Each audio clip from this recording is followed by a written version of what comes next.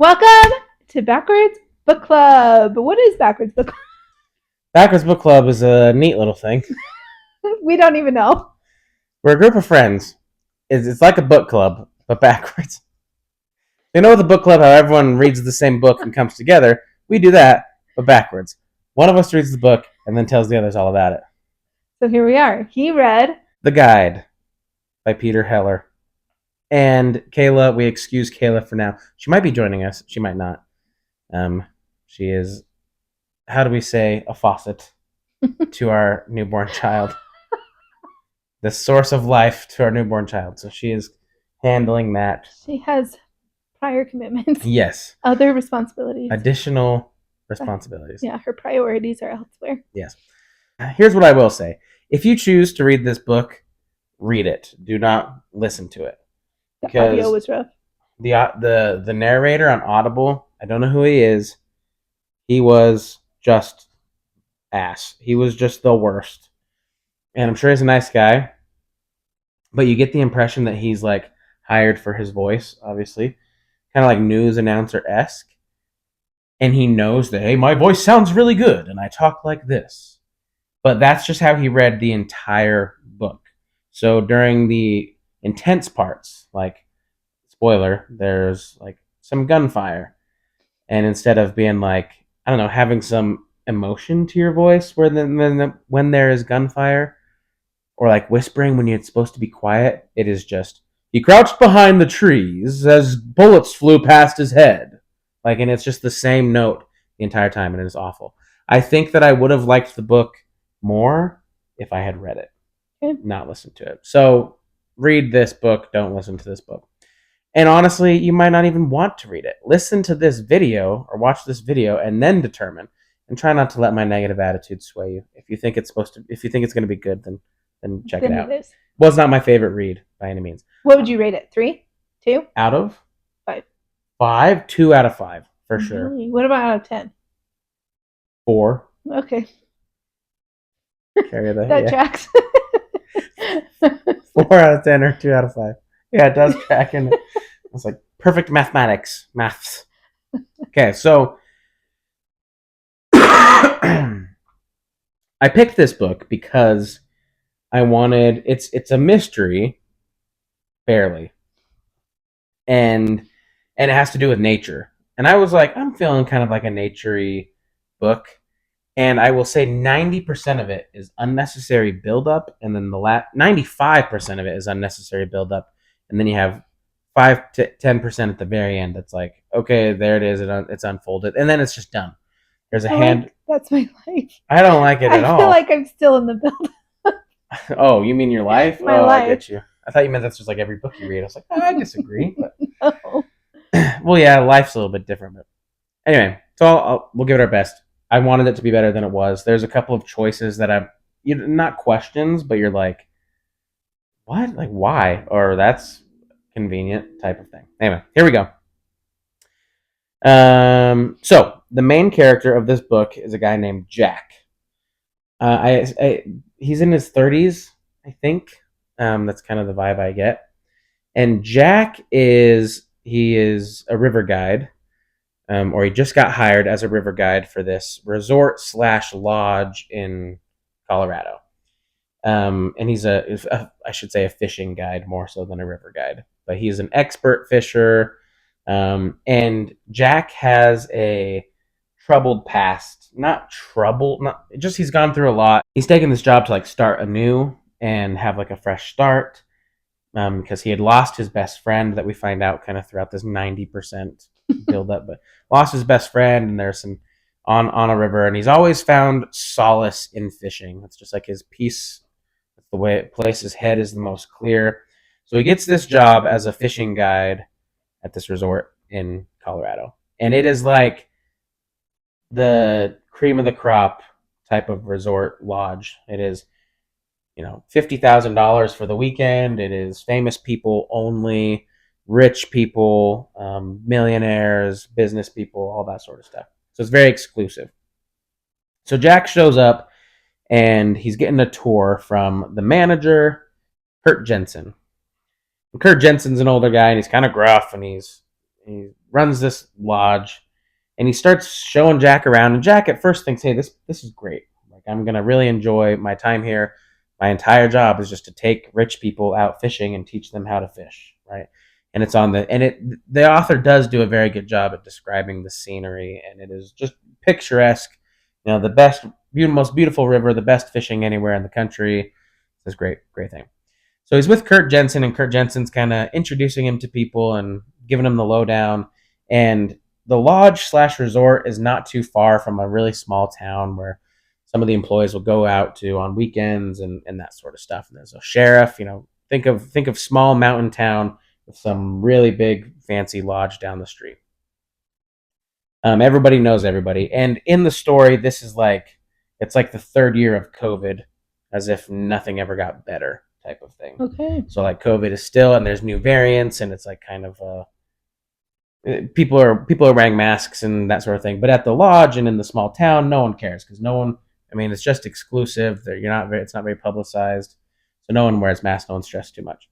And as he's learning and going on the tour and kind of having his orientation with Kurt Jensen, he starts to recognize all of the weird rules that they have. So there's like, and some of them make sense, like the employees can't have more than 2 drinks, or stuff like that.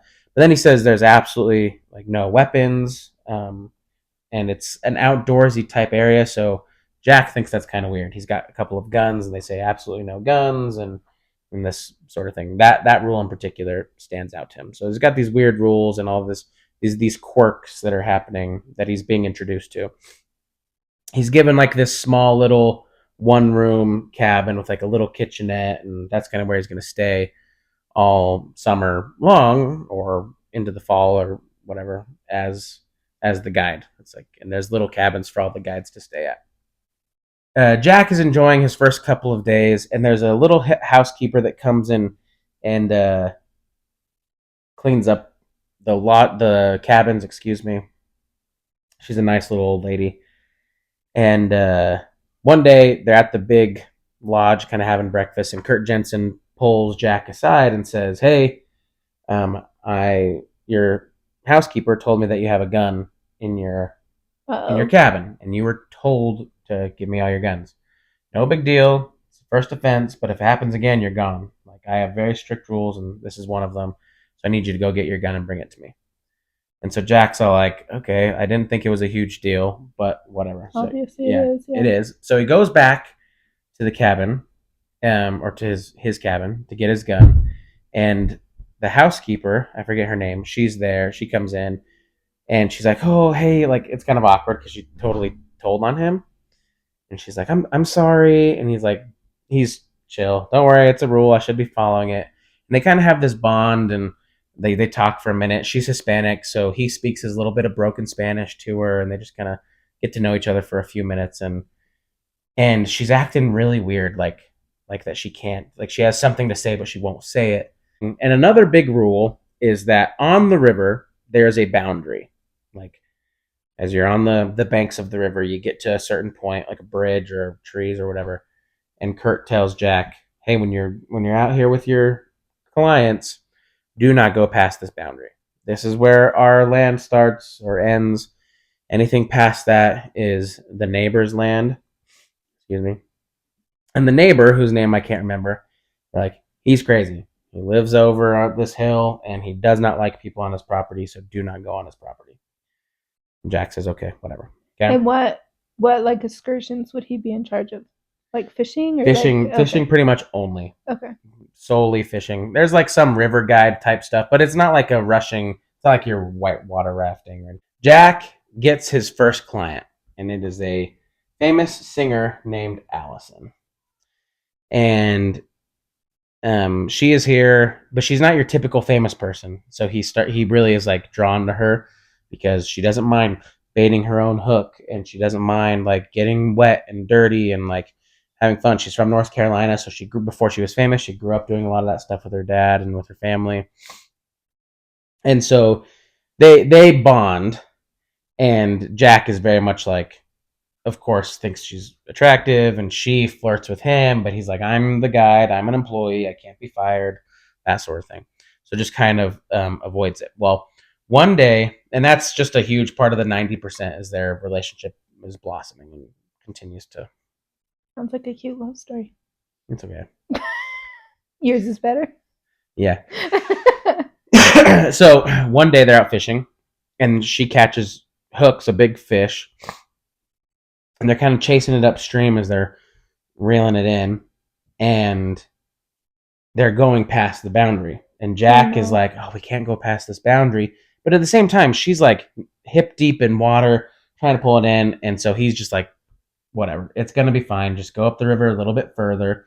Let's catch the fish." They finally reel in the fish, and now they're out of the boundary, and they're celebrating because it's a big fish, and she's excited. And he says, "Hey, I gotta go pee real quick." So he goes off into the trees a little ways. He's Further into the boundary or out of further out boundaries. into the boundary, and now it's not in the water. Now it's like into the trees. And he starts to do his business, and he looks down and he sees a boot sticking out of the dirt, or like partially covered. It's just like a partial boot sticking out of it. And he's like, "What the heck?" And thinks it's really weird. And as he goes down to grab it, It moves. no, a gunshot happens and hits the tree that's right in front of him, and someone shoots at him. He freaks out, runs away. Right, gets Allison. They get back into the boundaries, and they finish the fishing. And they go back, and Jack tells Kurt, "Hey, dude, that crazy freaking neighbor, on outside the property, shot at me and was a foot away from me, and that's unacceptable. And like I could have died." And Kurt just kind of plays it off. "Well, that's so and so for you. You were on his Typical. property. Yeah, we shouldn't go over there. I told you. So he's really particular. Don't go over there again. Got to be careful." And Jack's just like, "That is so freaking bizarre that everyone is treating this so nonchalantly when I got shot at. That's not And okay. he doesn't have his weaponry. Yeah, and I can't have my guns for protection or anything." So that night he's trying to go to sleep, and he just keeps thinking about it, and he's thinking about that boot that he saw. So he can't go to sleep, and he decides, I'm gonna Shoot. go investigate. So he makes his way all the way back out there and goes to the exact same spot that he knows for sure where it was, and he sees like the bullet in the tree, like where the shards were and stuff. And he starts looking around right where the boot was, and the boot is completely gone, and all of the dirt is completely smoothed over, like looked like someone took a rake to it and like gardened it type thing just where this area was. And he thinks it's super super strange. And as he's out there looking at that, oh, and he had told Allison something along these lines too, like, "I thought I saw a boot strap or something out there. It's kind of weird." As he's out, that was earlier in the day. As he's out there, he hears like a piercing scream in the Oh no, is night. it Allison? No, hears this piercing scream and freaks out and doesn't know for sure because it's out in nature, and he's trying to be reasonable, and he's like, "It sounded like a person screaming." He's like, "But it could have also been this type of owl," and like all these trying to justify what it is. Well, the next morning he's talking to Allison a little bit before they go out fishing for the day, and Allison had also done the exact same thing. She had gone out and she had heard a scream, and so they talked about this scream that they heard, and they both kind of were like, "Could have been an owl. We don't know what it is. Yada yada yada yada yada." But it was very suspicious. Okay. Some other things to note about the lodge is that there's lots of rich people kind of coming and going, and Jack is so confused because he's the only one that's ever on the river. He never sees anyone else on the river. No other guides. No other senior or not senior, famous people. Nothing. It's just always him and Allison, which is always like, what is everyone doing here? They're always hanging out at the lodge. It's almost like they just come for a retreat. I thought they were here to fish. Like that's what this whole experience is about. It's the best fishing in the world. Whatever. And he thinks that's weird. Anyway, so as him and Allison are driving out to the river and to get to their spot, they see a girl running down the street, and they think it's really weird. And as they kind of like pull over to see what's going on, the girl is like surrounded by police officers. Oh, how old is she? And it doesn't say young. She's surrounded by police officers and like mercenary type people, so like military type, and they Mm-hmm. they grab her, and Jack's kind of like, "What is everything okay?" Like, and the officers are just like, "Yeah, she's a fugitive, and we've been trying to keep an eye out for her." everyone always tries to go through here because it's such a small town, and but we got her, yada yada. So Jack and Allison just kind of think that's crazy, but Strange, yeah. strange, whatever. They go on and continue fishing. There's a lot more pointless buildup. I mean, 90% of the book is just them fishing and talking. They start to like each other. They have sex. They are now really like liking each other and dating, and they go to the bar and they are just socializing. A lot of this stuff, which has nothing to do with the plot, in my opinion. Okay, so now fast forward a little bit. It's one night. Jack gets back to his little cabin and he is walking around and getting ready for the night and he hears a creak on the floorboard and he looks down and he realizes that one of the floorboards is kind of loose. And so he thinks that's kind of curious, but it's pretty low and kind of under the bed a little bit, like right where you like step in the bed. So he bends down and pries it open, and under the floor is a cell phone. Oh. And he opens it up, and it's not. He's surprised because it's not password protected, which is it's Three six present three three day. six three. 3864332. No, not password protected. So he just opens it up, and saved like front and center are some voice memos. So he starts listening to the voice memo, and he's sitting down on the ground, and it's whoever was in the cabin last, so the previous guide, and he's frantic and kind of screaming and like nervous and saying, "I'm so effed. I'm so in trouble. Like they're gonna find me. They're gonna find out." All of this sort of stuff. And he basically says, whoever listens to this, to the next guy, like things aren't what they seem. I'm figuring stuff out, and now they're after me. You got to get out. Get out if you can, type of thing. And then there's another small voice memo that he listens to. So there's two, and the second one just says, "Oh, and by the way, like check the thermostat. Watch the thermostat," and then it ends, right? So he takes these voice memos and sends them to his own phone, so he has them. Puts the phone back into the floorboards, and then kind of casually goes over to the thermostat and is kind of just puttering around with it. Pops it open, and inside the thermostat there's a tiny camera, and the camera is watching the room. Has got to be illegal. Oh yeah, for sure. Jack is pretty savvy, realizes immediately that he's being watched, and quickly just kind of puts the case back on, and then makes sure he pushes the button a bunch, changes the temperature a number of times. And his theory is, if whoever's watching me is just going to think that I went over and messed with the thermostat and went back to bed. He goes to bed, knowing that he's being watched, and is eerie. Yeah, very kind of like what's happening here at this lodge. Wakes up the next morning and is telling Allison kind of, and they're growing pretty close at this point. Tells Allison what's going on, what he's seeing, and there's an Asian couple that is there on retreat that they've kind of become a little bit friends with, and they're acting really weird. And they're like, "Yep, we're actually leaving. We're actually not going to stay here anymore.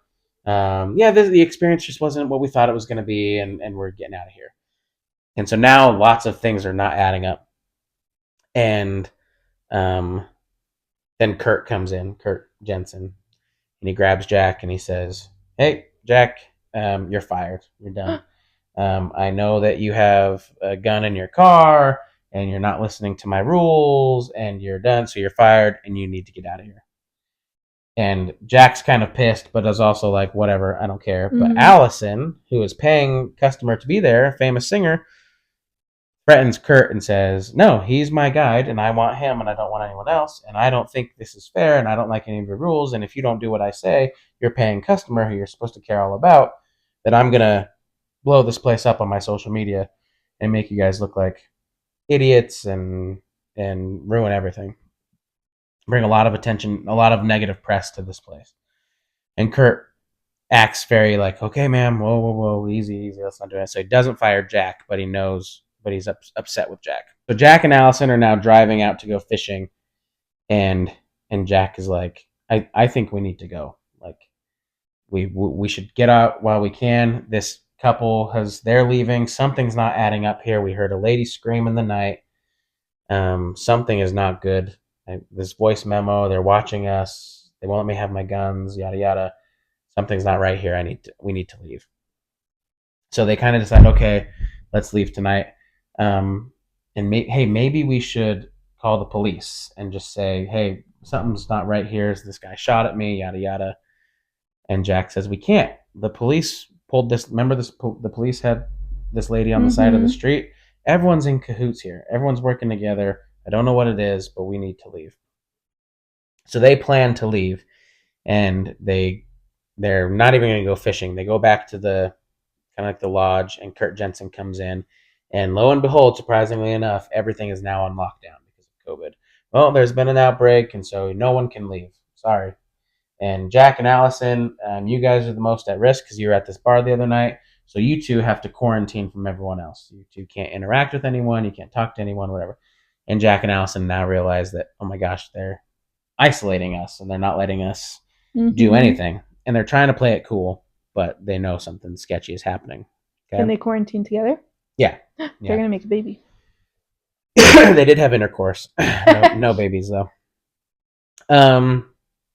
Okay. So Jack, some more build up. Jack gets to the point where he says, I'm gonna go investigate. I'm gonna go past the boundary. I'm gonna go a little bit further, and I'm gonna see what's going on. Try to get to this guy's neighborhood. That's where the gunfire came from. That's where I heard this. We heard the scream from that night. So we'll go over there. So he sneaks through the woods and gets to what looks like essentially a giant bunker in this building. And marching out of it are mercenary type looking military people, and there's a bunch of kids in like hospital gowns being marched, Oh my gosh. and they all look like malnourished Oh my gosh. and bad and it's horrible. And Jack is watching all this, and he marches these kids over to this other area, and they kill. Can I say kill? And they I don't know. unalive kill all of the kids, and then they feed the bodies to dogs. What? It goes. That's what I'm saying. It goes from 0 to 90, like 100, just like What? that. Right? Okay, so the younger girl that was like in the road that they were catching, did she look malnourished? Yes, Okay. she had gotten away, and they. But he wasn't like, oh my gosh, she is in bad shape. Like he just was like, that was weird. Yeah, he noticed that she was dressed like in the hospital type gear and stuff, but could have been anything. They spin the story, whatever. So he sees this happen, and he hears it happen, the chomping, if you will, Ugh. and so he immediately like runs back to Allison and is like, oh my gosh, like we need to go, right now, like there's bad stuff here, we need to get out of here. But he's also like having this internal conflict because there's a history of him not being able to save his best friend and how he doesn't want to leave these kids behind, but they don't know where to go, where to turn to, because the cops are not on their side. The cops are all in cahoots, and so they call Allison's security person, head of security, who's not there, and just Allison kind of explains the situation, says, we need help, do whatever you can to get here, we need some help. Okay. And they and then there's another guide who now knows Jack knows and tries to kill Jack, and Jack is able to like. Why is the guide in on The it? guide's in on it, So everyone's in on it except for Jack. and Allison, which is one of the author points that I'm like, so everyone in this book is in on it except the one girl that he is the guide for, who happens to be there. Anyway, I'll play it out a little bit more, but and so um, Allison ends up killing the other guy as the other guide is trying to kill Jack, and they hatch this plan to go break into this bunker, and they take the gun that they had from the other guide, and they sneak down to this bunker and they break in. And inside, there's all of these rich people. That's why they never see anyone on the river. No one's ever fishing because no one's actually there to fish. And all of these rich people are there, and they're all getting transfusions, essentially, from these children. And it's found out that these children all have a genetic situation where they're immune to this COVID variant and stuff like that. And so, in the time of all of this pandemic and everyone's stressing about diseases and contagiousness, these individuals, these kids, are immune.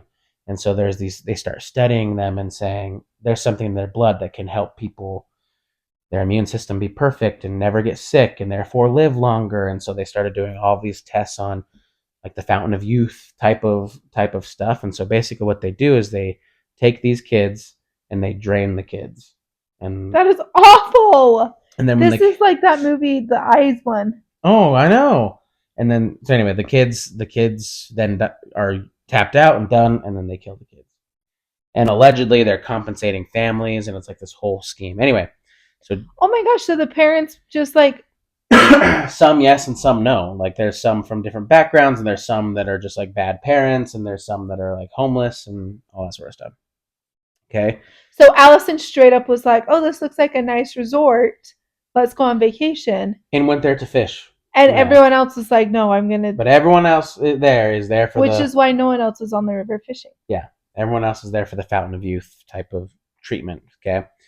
And so Jack breaks in and sees it all happening and just